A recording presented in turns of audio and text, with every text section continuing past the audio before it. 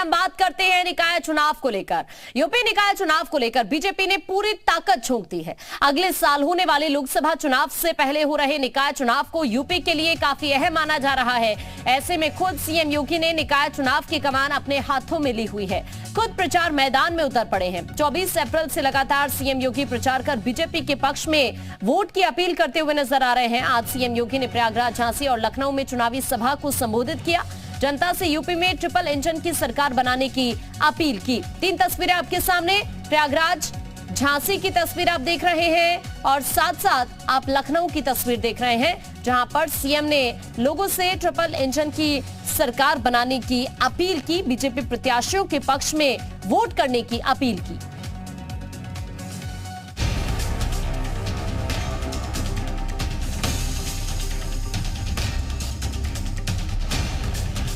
Triple engine की गति से विकास के लिए सूबे के मुखिया योगी आदित्यनाथ वोटर से निकायों में कमल खिलाने की अपील कर रहे हैं। पिछले चुनाव में 14 नगर निगम में महापौर जीतने वाली बीजेपी इस बार सभी 17 सीटों पर काबिज होने की तैयारी में है। इसके लिए बीजेपी के पास पीएम मोदी और सीएम योगी के विकास के मॉडल के साथ ही ईमानदार छवि का साथ भी है। योगी अपने भाषणों के जरिए साफ कर चुके हैं कि प्रदेश में डबल इंजन की सरकार काम कर रही है। केंद्र से यूपी सरकार को सीधे तौर पर लाभ मिल रहा है और यूपी को ट्रिपल इंजन की सरकार की जरूरत है। इसी कड़ी में प्रयागराज पहुंचे सीएम योगी ने माफिया अतीक के गढ़ में जमकर हुंकार भरी। माफिया अतीक और अशरफ की हत्या के बाद पहली बार प्रयागराज पहुंचे सीएम योगी ने इशारों इशारों में बड़ी बात कही। सीएम योगी ने अपने भाषण की शुरुआत तुलसीदास की लिखी चौपाई से की।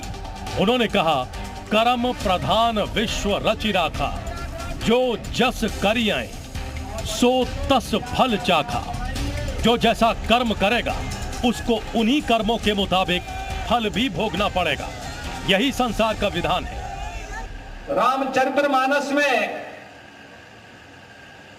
संत तुलसीदास जी ने एक बात कही थी, कर्म प्रधान विश्व रचि राखा, जो जस करहि सो तस फल चाखा। और मुझे लगता है कि ये पंक्तियां आज भी उसी प्रकार की प्रासंगिक हैं जैसे मध्यकाल में थी। जीवन की शाश्वतता का संदेश देने वाले ये पंक्तियां हमारे कर्म प्रधान व्यवस्था को कहीं न कहीं मार्गदर्शन करती हुई दिखाई देती है। बीजेपी प्रत्याशियों के लिए वोट मांगते हुए सीएम योगी आदित्यनाथ ने कहा कि जो भी माफिया गरीबों की जमीनों को कब्जा करेगा, उसकी जमीन पर भी गरीबों के लिए आवास बनाए जाएंगे। हमने यहाँ पर माफियाओं की संपत्तियों पर गरीबों के लिए आवास बनाए हैं, उसका उद्घाटन अगले महीने होगा। कुछ लोगों ने उस प्रयागराज की धरती को अन्याय और अत्याचार का शिकार बना दिया था, पापाचार का शिकार बना दिया था। लेकिन यह प्रकृति न किसी पर अत्याचार करती है और न किसी के अत्याचार को स्वीकार ही करती है, सबका हिसाब बराबर करके रख देती है। सीएम योगी ने मंच पर मौजूद लोगों को धन्यवाद दिया। उन्होंने डिप्टी सीएम केशव प्रसाद मौर्य के बाद स्वतंत्र देव के साथ ही नंद गोपाल नंदी का नाम लिया, जिसे तवज्जो के तौर पर देखा जा रहा है। दरअसल हाल ही में कैबिनेट मंत्री नंद गोपाल नंदी की पार्टी से नाराजगी की खबरें सामने आई थी, लेकिन सीएम योगी ने चुनावी मंच से सबको साधने की कोशिश की। प्रयागराज में अतीक और अशरफ की हत्या के बाद पहली बार प्रयागराज पहुंचे मुख्यमंत्री योगी आदित्यनाथ ने निकाय चुनाव की जनसभा में माफियाओं पर एक बार फिर से निशाना साधते हुए यहां तक कह दिया कि सबका हिसाब बराबर होगा। उत्तर प्रदेश के मुख्यमंत्री योगी आदित्यनाथ लगातार माफियाओं पर निशाना साधते रहे हैं और प्रयागराज में भी कुछ ऐसा ही देखने को मिला है। कैमरामैन गिरीश के साथ विशाल रघुवंशी, जी मीडिया।